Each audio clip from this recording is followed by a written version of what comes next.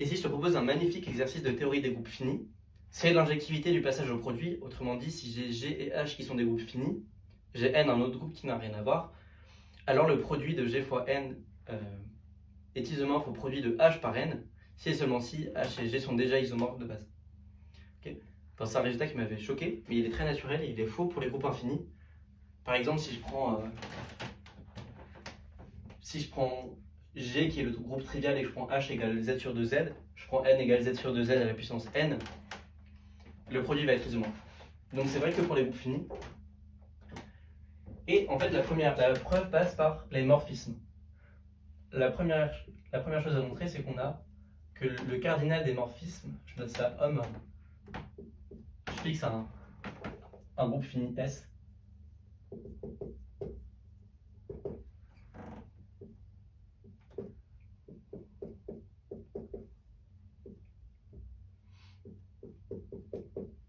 On a l'égalité de l'ensemble des morphismes qui vont de S dans G avec celui qui vont de S dans H. La raison pour laquelle on a cet isomorphisme, bon bah, on est obligé de passer par G fois N parce qu'on ne connaît rien entre G et H a priori, mais coup de bol, on a que, en fait, se donner un morphisme de S dans G fois H, de G fois N, pardon, c'est exactement se donner un morphisme qui va de S et dans N, et se donner un morphisme de S vers G. Ok, ça dit que Homme Z, c'est le produit de homme SG par homme SN. Ok, ça c'est évident, c'est juste le passage aux coordonnées, juste l'écriture des coordonnées. Donc, de là on en tire que le cardinal de homme SG c'est le cardinal de ça quotienté par le cardinal de ça, sauf que le cardinal de ça c'est le même pour G et pour H, le cardinal de ça c'est le même pour G et pour H. Ok, ça c'est isomorphe à homme S, G, H fois N. Donc en réalité j'ai cette égalité. Ok, je vais l'écrire comme.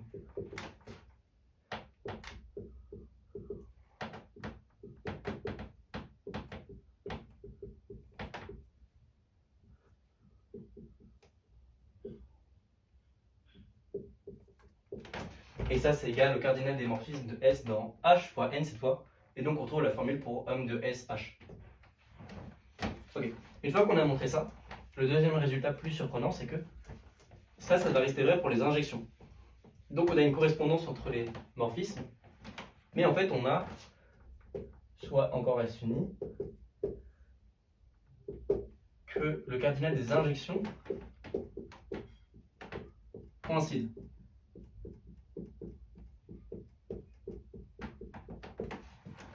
Ok. En fait, on va pas du tout faire la même méthode. On va dire que le cardinal de homme de SG, c'est quoi se donner un morphisme entre S et G? C'est se donner un morphisme injectif entre S sur ker de F et G. Ok? Donc homme de SG, c'est somme N, enfin S' distingué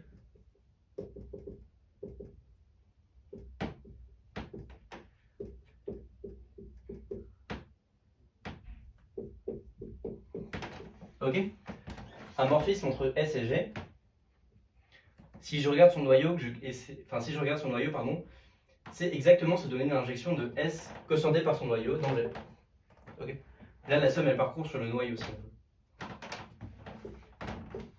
Ok, donc maintenant on dit par récurrence sur le cardinal des groupes, le nombre d'injections va coïncider.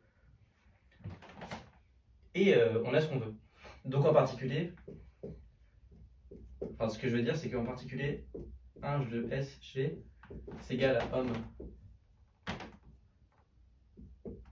SG. Donc ça, c'est égal au nombre de morphismes dans SH, moins somme S' et S' différent de S de 1 S sur S' G. Ok, sauf que maintenant, j'oublie que S sur S' c'est un groupe, enfin c'est un quotient. Je le regarde juste comme un groupe fini de cardinal strictement plus petit que le cardinal de S. Je procède par récurrence, je dis que ça c'est égal au nombre d'injections entre S sur S' et H. Ça je sais que c'est égal au nombre de morphismes entre S et H. Et donc je retrouve la formule du nombre d'injections entre S et H. Ok, donc par récurrence, je montre que le nombre d'injections entre S et G, est égal au nombre d'injections entre S et H. Et une fois qu'on a montré ça, en fait, c'est terminé. Déjà, un corollaire sympa de ce résultat, c'est que si je prends S qui est égal à G, j'ai qu'il existe au moins une injection qui va de G dans H, ce qui n'était pas du tout trivial a priori. Si S égale G, il existe F, je note comme ça mes injections, il existe une injection de F de G dans H. Voilà, parce qu'il existe une injection de G dans G, en gros. Maintenant, on va utiliser un point de vue, enfin, ça c'est, je fais un petit aparté parce que c'est une philosophie qu'il faut tout le temps avoir en maths. Les objets, soit tu les définis par les ensembles, enfin, comment ils manipulent à l'intérieur, soit tu les définis par comment ils se manipulent à l'extérieur. Okay. Donc là, j'ai une injection. C'est la même chose de dire que j'ai une injection entre deux ensembles que de dire que la composition à droite est une injection. Si j'ai une injection, donc là en particulier ça va être F, c'est équivalent à ce que quel que soit G et H, G rond F, pardon, F rond G égale F rond H implique G égale H. Donc ça c'est marrant parce que là on a défini les injections sans du tout parler des éléments de l'ensemble. C'est un point de vue qui est très utile en maths. Et en fait on a le même critère pour les surjections.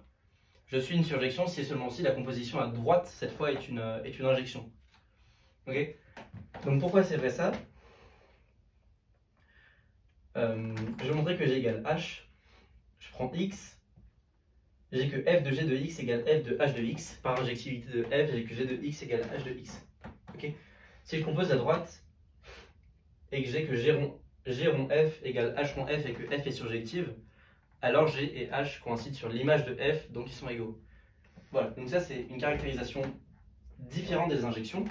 Et en particulier, ce qu'on a, c'est que F va induire une injection de homme GG dans homme GH. Ok. En particulier, la composition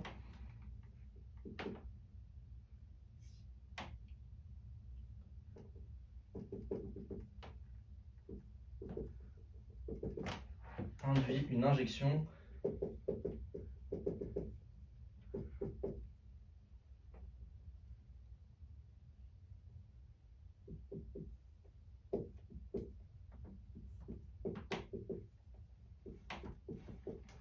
ok. Donc je sais que la composition à gauche c'est injectif. Si j'utilise cette composition à gauche entre homme GG et homme GH, j'ai donc une injection. Sauf que ces deux ensembles-là ont le même cardinal, donc j'ai une surjection. En fait, je vais l'utiliser entre... Oui, là j'ai payé. En fait, il faut le dire comme ça. Pardon. Donc j'ai une injection comme ça, de homme HG dans homme GHH, juste en composant à gauche. Les deux ensembles ont le même cardinal d'après la question 1. Et donc j'ai une surjection. En particulier, je peux écrire que IDH, c'est égal à F rond G. Ok? Parce que c'est une surjection. Là, je regarde la composition à gauche, c'est une surjection, donc j'ai que l'identité c'est F rond G. Autrement dit, F est une bijection. Comme c'est un morphisme, c'est un isomorphisme. Et donc, mes groupes G et H sont isomorphes. Donc, ce qu'il faut retenir de cet exercice, c'est que j'ai donné une application juste après au groupe abélien de type fini. Mais ce qu'il faut retenir, c'est que voilà, quand j'ai une fonction, j'essaie tout le temps de regarder comment elle agit sur les autres fonctions, pas seulement sur mon ensemble de base. Je peux aussi regarder comment ça va se composer avec d'autres fonctions, et des propriétés sur F se traduisent en général par ce biais-là. Je vais donner une application qui est amusante. Si j'ai deux groupes qui sont des produits de groupes cycliques, en fait là je montre l'unicité dans le théorème de structure des groupes abéliens finis.